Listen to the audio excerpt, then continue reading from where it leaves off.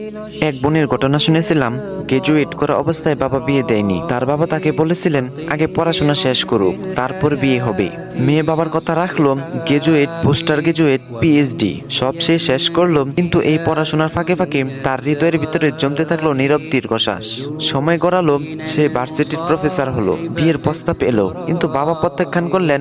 কখনো বললেন ছেলের চেহারা ভালো না, কখনো বললেন ছেলেটার সামর্থ্য কম। হয়তো তিনি পারফেক্ট ছেলে খুঁজতে গিয়ে ভুলে গিয়েছিলেন দুনিয়ার কেউই পারফেক্ট নয়। এভাবে মেয়ের বয়স 30 পেরিয়ে 40-এ পৌঁছালো।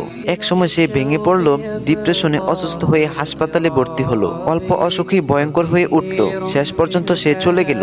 মরার আগে বাবাকে ডেকে বলল, বাবা বলুন আমিন। বাবা বললেন আমিন। সে বলল আবার বলুন আমিন। বাবা বলল আমিন।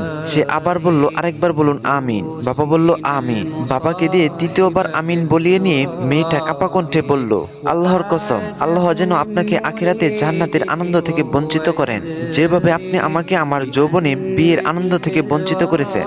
আল্লাহর কসম ভাই, যখন আমি লেখাগুলো পড়ে ভিডিও বানাচ্ছিলাম আমার শরীর কেঁপে উঠছিল। এজন্যই ছেলে মেয়ে যখন বিয়ের উপযুক্ত হয় তখন তাকে আটকে রাখবেন না। দেরি অনেক সময় শুধু সময় নেয় না, একটা জীবনও নিয়ে যায়। আল্লাহ তাআলা আমাদের সবাইকে বোঝার তৌফিক দান করুন। আমিন।